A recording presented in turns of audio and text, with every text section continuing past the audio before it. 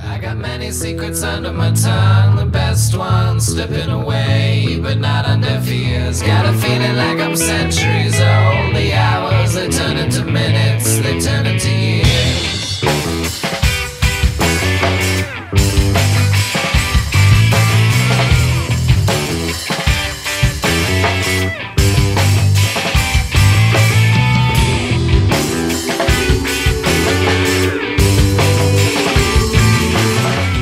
Hi everyone, and welcome to the Savvy Salon Professional. My name is Micah, and I empower hairstylists and salon owners by giving business building advice and tips on how to save time and make more money doing what you love to do.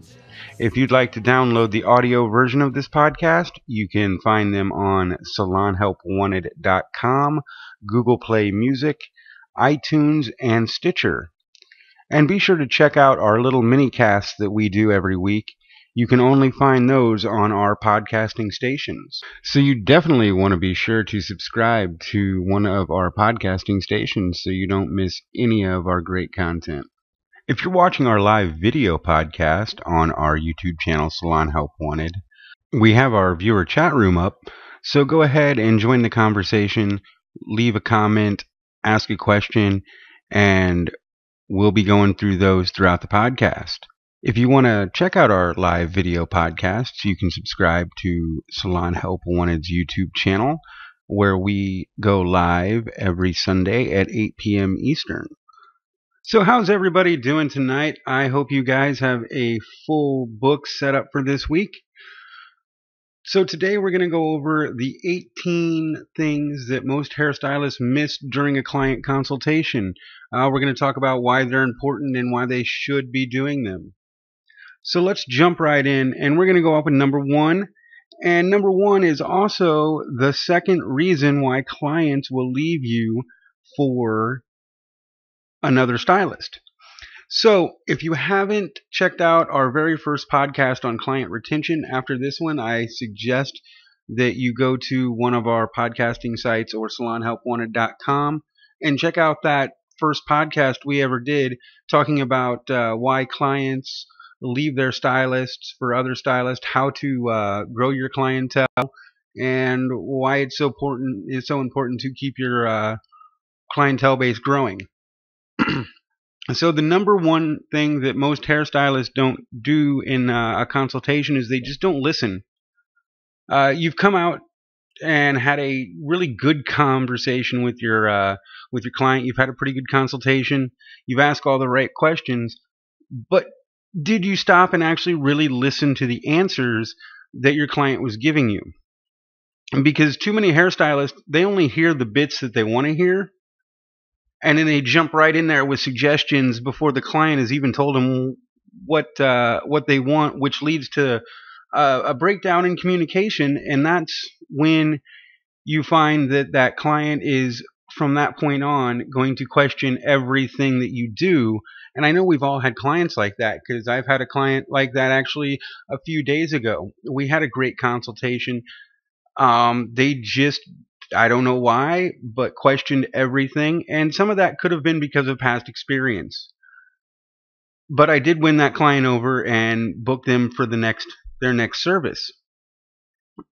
But it's really important that you ask the questions and then listen to what they say.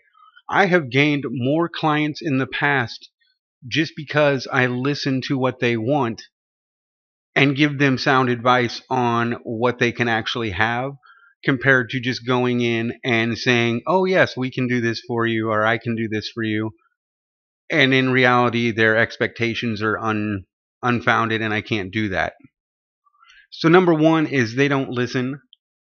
The number two is actually the number one reason why clients will actually leave you for another stylist, and that is they ask, are we doing the same thing? How many of you out there do the same thing?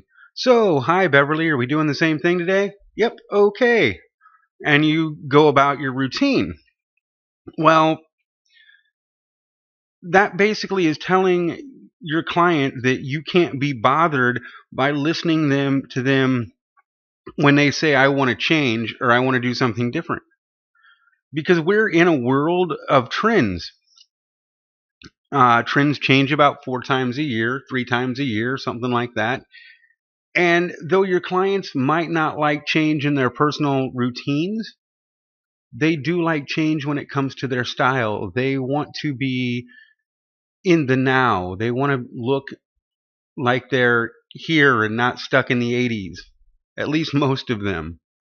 I still eventually or occasionally get those people that come in and they have their mullets with the party in the back and the business in the front. And I no matter how hard you try to talk them out of it, they just don't want to listen. But majority of your clients want change, and they want you to ask for change. So if you're one of those stylists who ask, "Are we doing the same thing?" Stop taking that lazy route and ask your client, "Would you like to do something different today?" Then number 3 is they miss the opportunity to take control. So all too often the consultation ends up being led by the client. Your client will actually lead you and tell you what you're gonna do and what what services you're gonna perform, which is not a bad thing.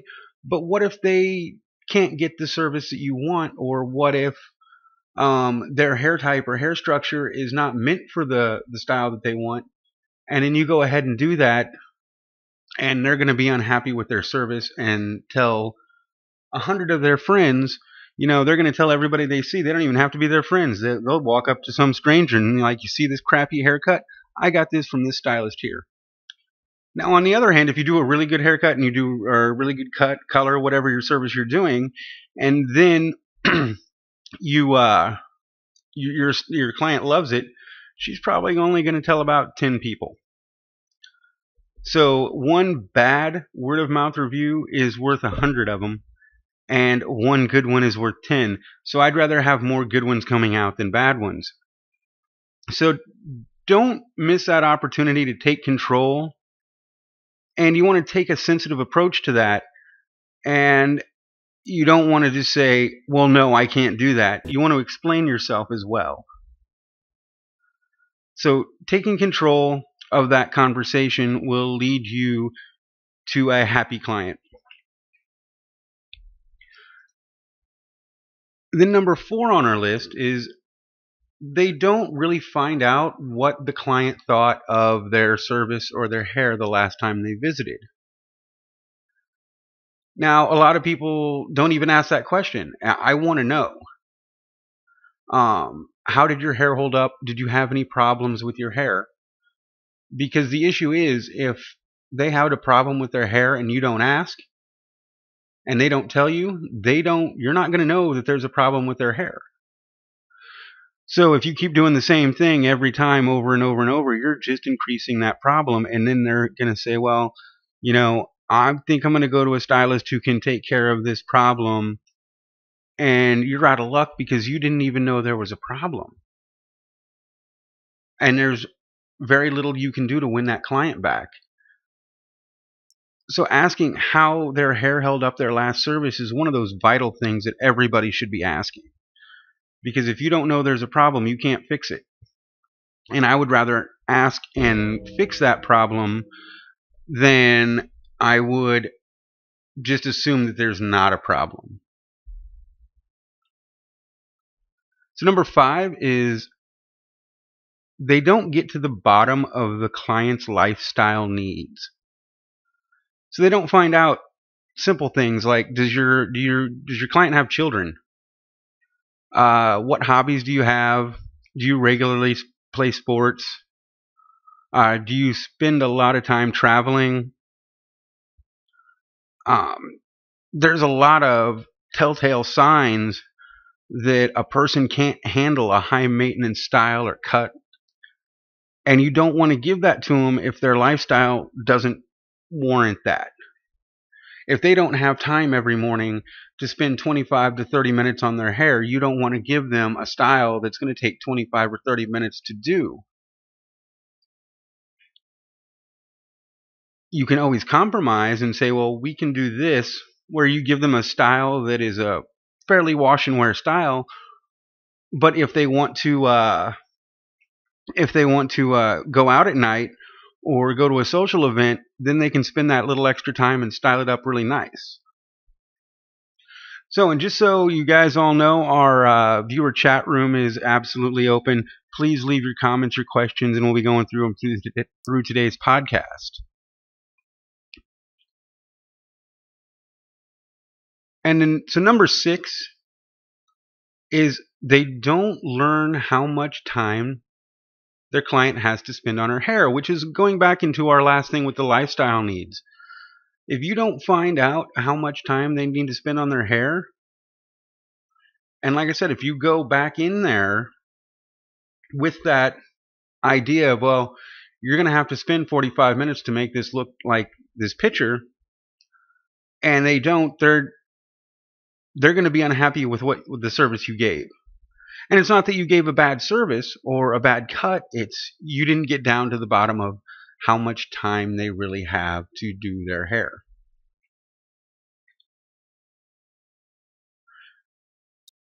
And then number 7 is they give the client the impression that they're disinterested in doing their service.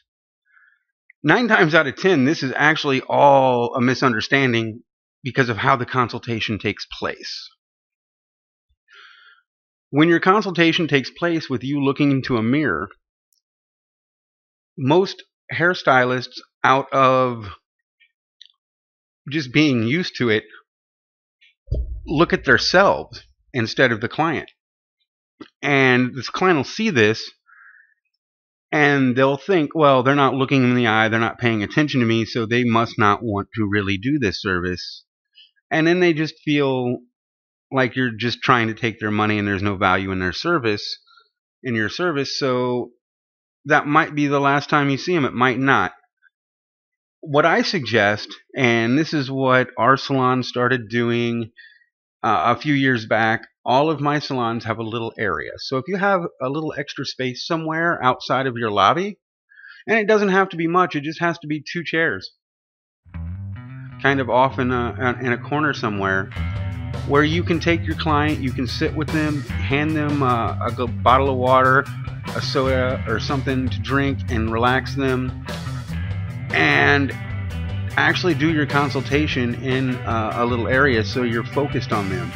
And I've found that throughout doing that compared to doing it behind the chair, our customers are more than likely going to get the service that they want, the style that they want, and they're able to get better communication with their stylist. So I have to take a quick break, but when we come back, we're going to keep continuing to talk about things that hairstylists miss during their consultation. So stick around and we will be back right after this.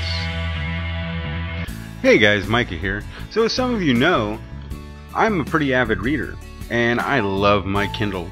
Oh my god, do I love my Kindle. Anyway, so my kids are getting to that point to where they want me to read to them every night. And I came across this book called When Dinosaurs Come Alive by Brett Brandon. I put it on my Kindle, I read it to my kids, and they've been wanting me to read it to them for the last 3 weeks now. So it's a great kids book, so if you have kids, When Dinosaurs Come Alive by Brett Brandon, you can find it in the Kindle store. It's in the actual Kindle Unlimited section, so you can download that for free if you have Kindle Unlimited. Amazing book, quick read for your kids at night, and they will love it. Check it out. When Dinosaurs Come Alive by Brett Brandon on Kindle and Kindle Unlimited.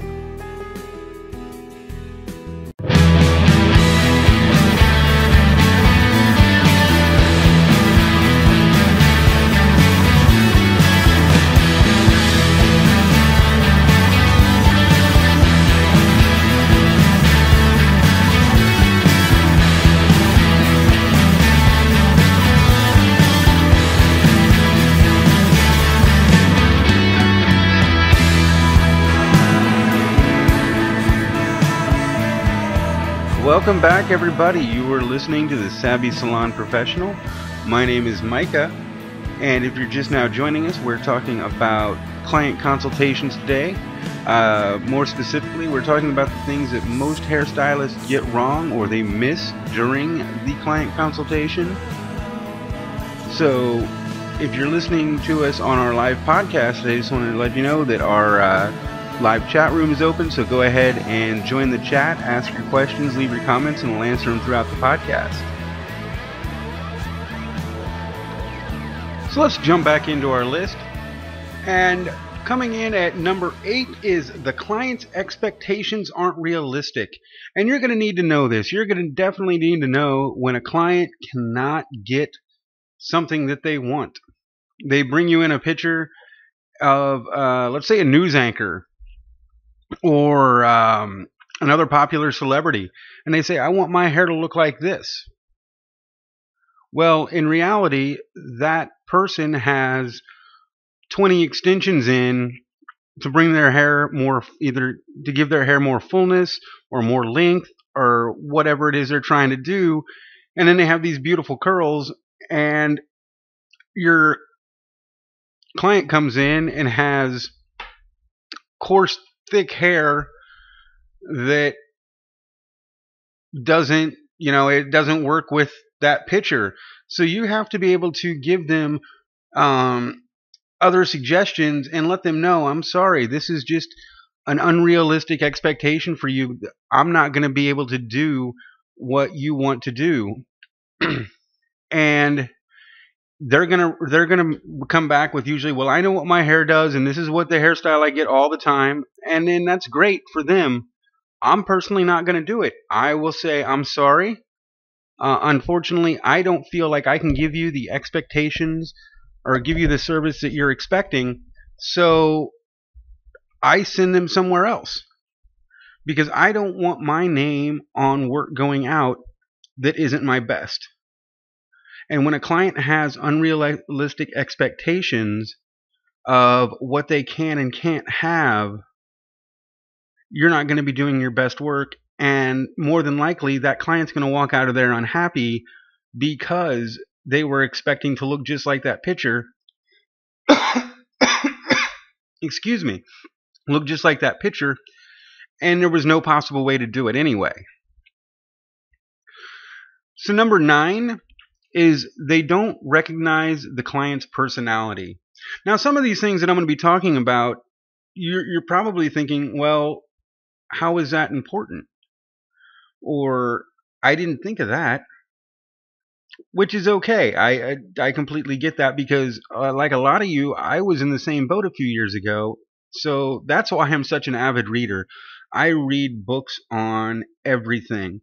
In fact, our next little mini cast is going to be about the 0 to 100 principle and how that relates to us as hairstylists. So be sure to subscribe to one of our podcasting channels so you can check that out. But they don't recognize the client's personality. And from the moment that client walks into the salon, they're giving off little clues as to who they are. And this is usually by the way they dress, their accessories or lack of, and their makeup or their lack of makeup, if they're a woman. So you should really look at them up and down and try to get clues as to what their personality is and who they are as a person in their social lives, because if you give them a style that's not going to be what suits them and suits their lives, they're not going to like the end result. So make sure you look for those little things. And then when you gown them and start playing with your hair, you want to make sure that you do that and you don't have an assistant do that, especially with your new clients. This way you won't miss out on any little telltale clues of how they act and your first real and start of your conversation with them, because they'll give you little hints and clues as to what they like, what they don't like, their personal preferences, and that's all part of the personality that you need to understand. So moving on to number 10 is the condition of the client's hair. So you can spot split ends or overprocessed hair a mile away. But there's other things that you might discover during that hair consultation that you wouldn't have known otherwise unless you feel through that hair. Does the hair have good porosity? Does it have good elasticity? Can it handle a color service? Can it handle a chemical perm? Can it handle, this and that? And if not, this is your opportunity to go in and upsell the treatment that they need to get their hair in healthy condition. And just because you can't do something that day, as long as you explain why and this is the repercussions of what could happen, then it's up to the client to determine whether they want to get that service done today or wait. And when they leave your salon because you won't do something that they want done because it could really severely damage the hair even more, that's on your client. And they're going to come back and they're going to say, Jim, I should have listened to you, or do you know, Sally, I should have listened to you, when you said that this would do this to my hair, because look, I went somewhere else and they did it and now I'm upset with them. And I'm like, really? You should be upset with yourself. And I've actually told my clients that. I was like, stop blaming it on another person. Blame it on yourself. Because that's one of my biggest pet peeves, to be honest, is when a client will blame somebody else for their mistakes, especially when they were warned that something could happen. But anyway, that's why you always want to check the condition of the client's hair, because say if you didn't and they had brittle, damaged hair with no porosity and no elasticity, and you were putting lightener on it because they wanted to go blonder or they wanted to change their look and they had to go up a few levels, and then you get to the end result and their hair is even worse and you comb through it and half their hair is coming out in the brush, that's your fault because you didn't check the condition of that hair. So be sure you always put your hands in there and you know what you're working with before, and then always try to upsell those treatments when you can. So number 11 is they don't ask which side their client parts their hair.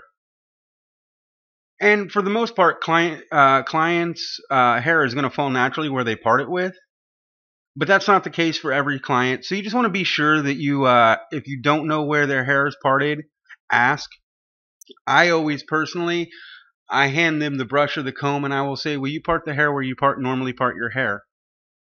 And it's not because that I'm lazy and I don't want to part their hair, I just don't want to get it wrong. So if they're doing it, they know exactly what they do to their hair. Whereas if I do it, I'm like, okay, how's this look? And they're like, well, it needs to go over about another quarter inch, 3/4 of an inch, whatever. And it saves time, basically, is if you just ask, could you please show me where you part your hair? And they're not going to think any less of that because they're grateful that you at least ask, and they're grateful that you know what you're talking about. So number 12 is they don't use visual aids during their consultation. And I don't understand why this is, because we are in the world of technology. Everything is literally at your fingertips with great sites like Pinterest, like Google, Bing Images, you name it. You have a treasure trove of knowledge. And when I teach classes about this and using visual aids, I always use the example, I want my hair to look like Dean Ween.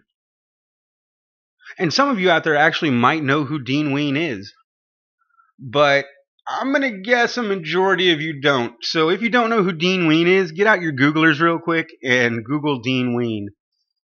Depending on what music you listen to, will depend on if you know him.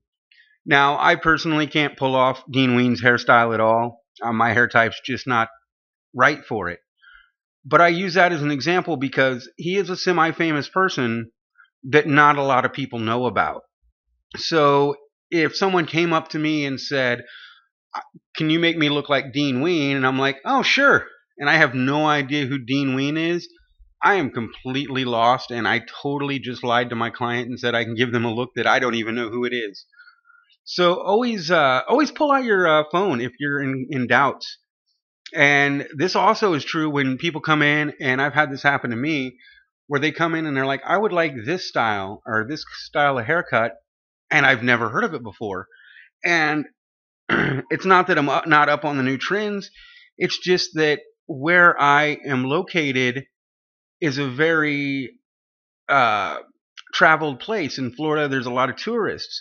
So people in the Midwest may call something different than people down in Florida, or people on the East Coast and people on the West Coast. So just because they say a haircut style, don't assume that you know it. Always get out your Googler and check, what is this style? And you might be surprised and like, oh, well, that's not even what I thought it was. So always use your phone for visual aids, because it's going to help you, it's going to help the client, and you're going to come to an agreement on how their hair should look. And when you use visual aids, it eases people's minds. So always remember, use your phone to your advantage. So at number 13 is they don't ask about color.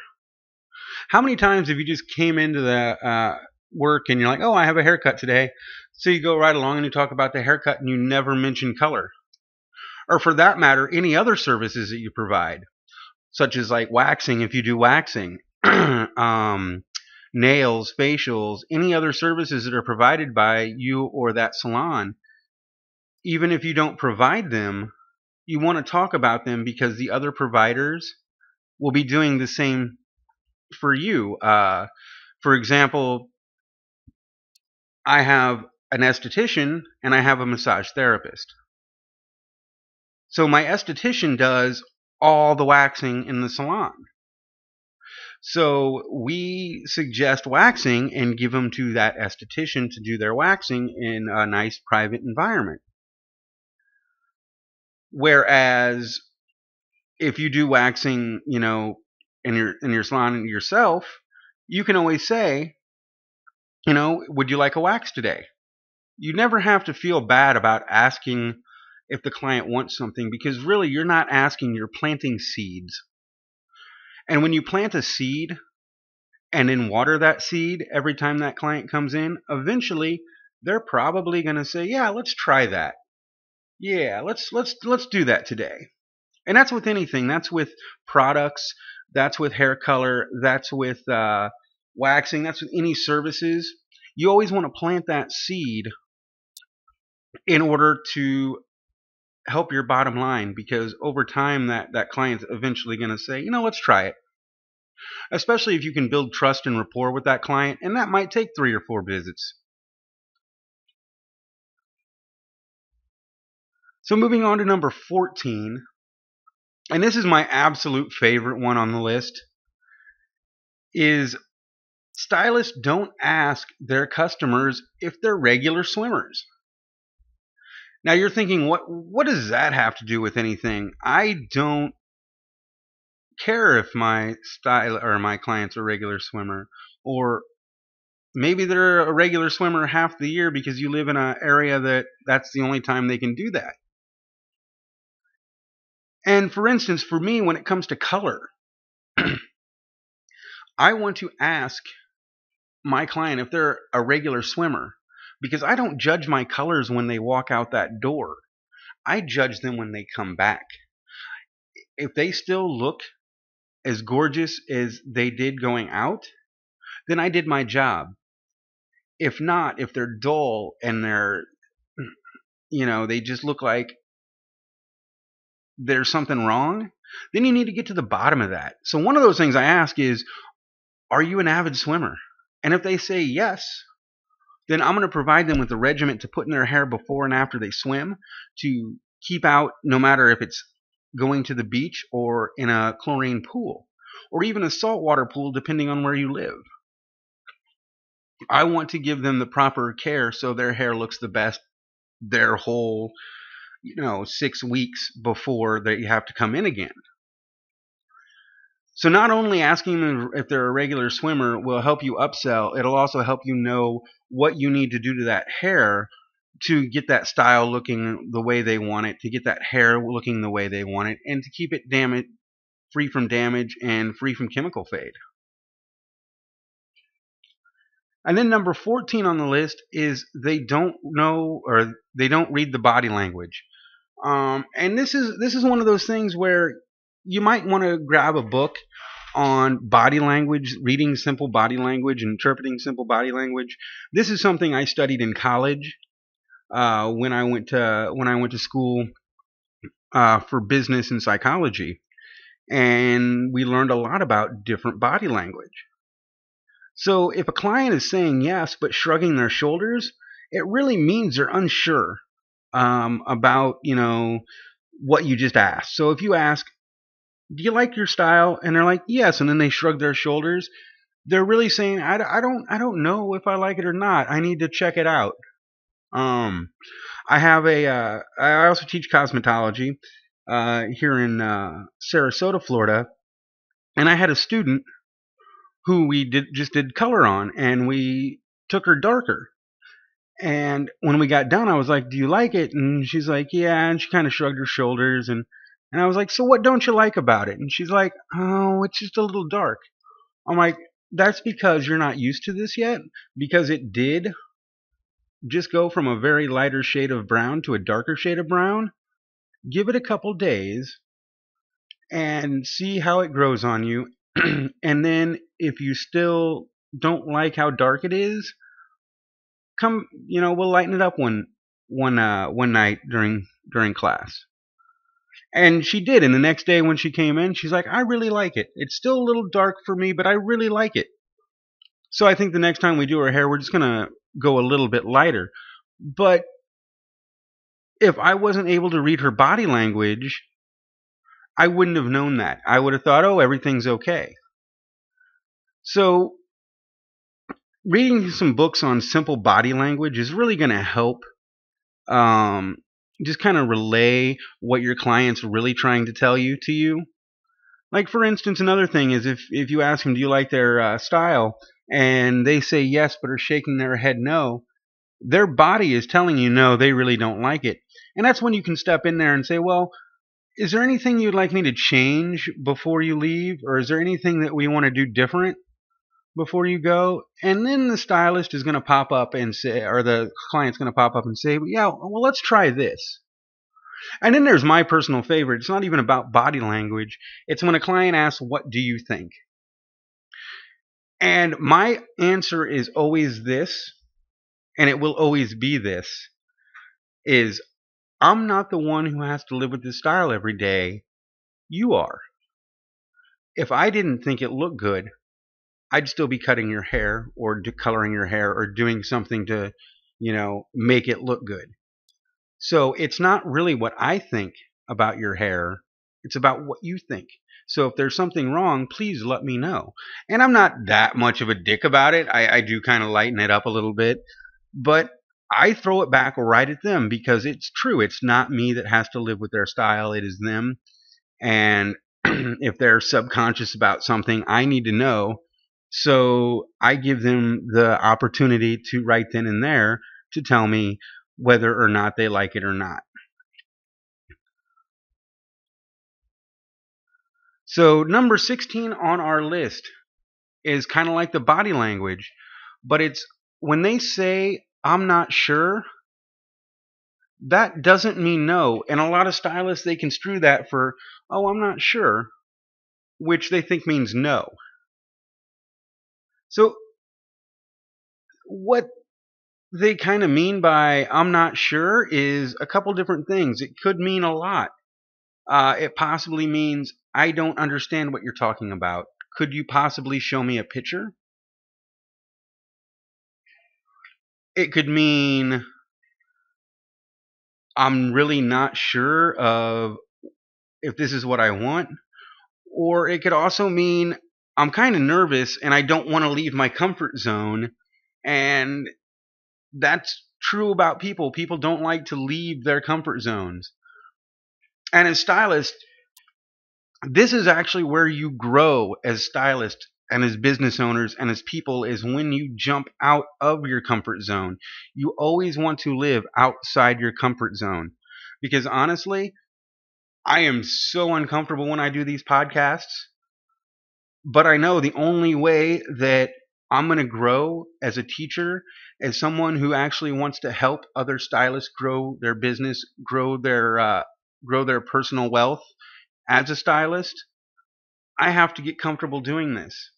So I appreciate you all listening to me, and that just reiterates the fact that living outside your comfort zone is a good thing.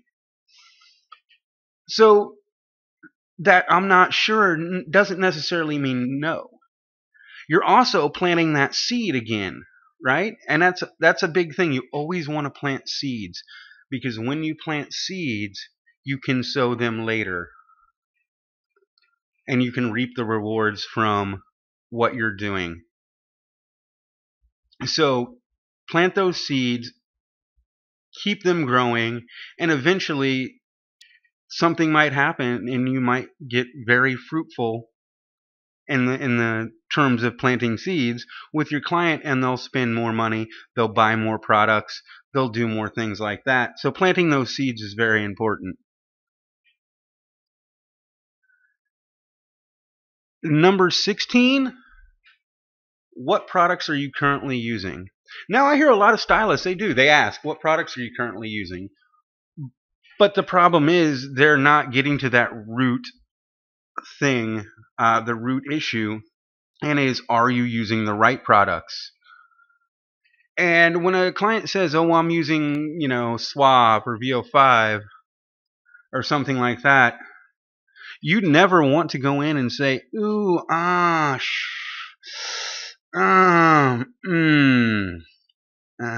you shouldn't be doing that. Or, oh my God, how can you be using those products? No, you just want to say, all right, well, can I make some suggestions that might work better for your hair, and in the long run are going to be less expensive than those products? And then actually get them on a regimen that's actually going to work for you and work for that client when it comes to their products. So, and that's a great way to build trust. And when a client buys 2 or more products from you, that is a measure of their trust. They believe what you're saying, they believe in you. So when you get your clients on a regimen of products, they are saying, I believe in you, I believe what you're saying is true, and it works for me. And number 17, which apparently is the last one on our list, I was totally thinking there was 18 things, but there was only 17, so I'm sorry for that. But number 17 is they don't get a feel for the client's budget. Now, this is one of those things that clients can be real sensitive about. They're really sensitive about how much they can spend. So you want to get a good feel, and there's going to be visual clues of what they can spend, such as handbags, shoes, do they already have highlights if they're a new client? I mean, there's all these little different things of, what they could possibly be budgeting in. But I also don't want you to take their clothing their clothing as an example of what they can afford, because I'm going to tell you a quick story. I have a friend who we call Crazy Dave. And I love Crazy Dave to death. He was one of my biggest business mentors that I had growing up, and teaching me the principles of business and how to be successful. And this was after I found out about who he really was. Because Crazy Dave not only lived in an RV in a rundown, abandoned, condemned old ice warehouse, he would go shopping at Goodwill. Not that there's anything wrong with that. In fact, I do all my shopping for my clothes at work at Goodwill just because I can get great deals on clothes, and I'm not worried that if I accidentally get color on them, I don't get so mad because I only spent $4. But he would buy whatever it was that he wanted, like, or not that he wanted, that would fit him, and sometimes stuff that wouldn't fit. He would buy women's shirts and wear them. He didn't care. He didn't go to the laundromat ever. He just went to the Goodwill and bought new clothes. But anyway, I was with my friend, and who happened to also know Crazy Dave, and he asked, he's like, "Can I borrow, a few $100s from you so I can get this engagement ring for his fiance, because he was only a couple $100s shy?" And Crazy Dave was like, "Yeah, not a problem." So this is on a Saturday night when this was asked. Around 8 o'clock, all the banks were closed. 3 hours later, he came back, $500 in sequential $20 bills, and said, "Pay me back whenever." And that's when I looked at my friend and I was like, wait, what's going on here?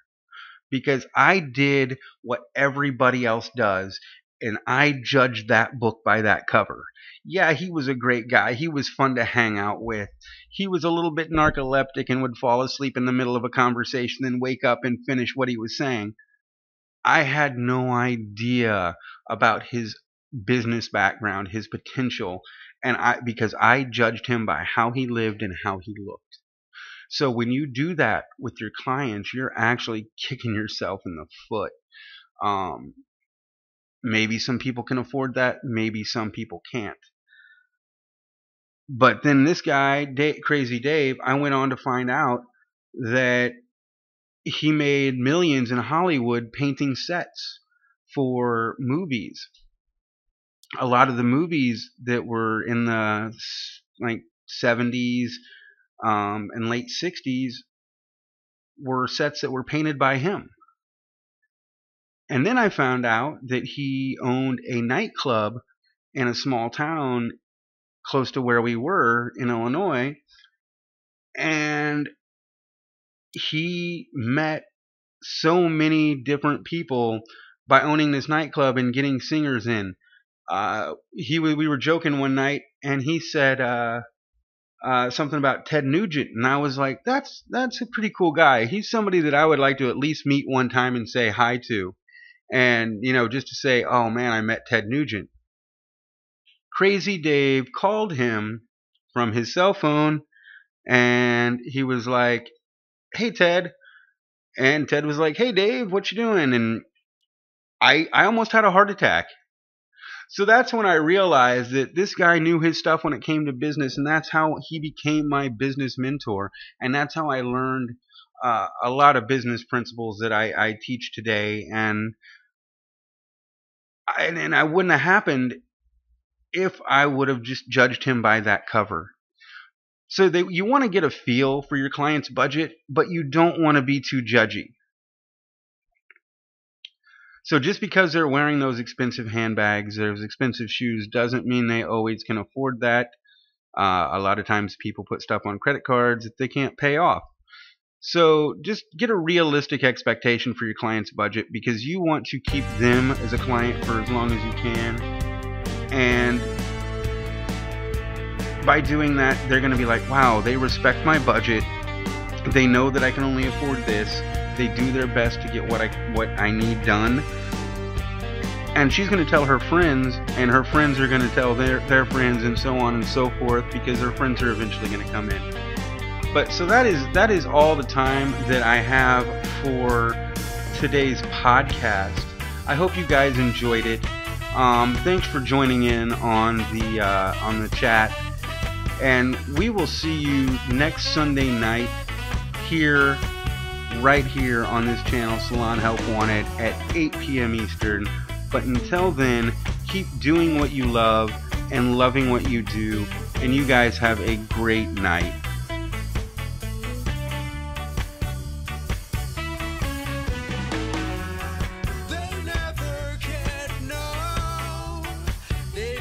share your show.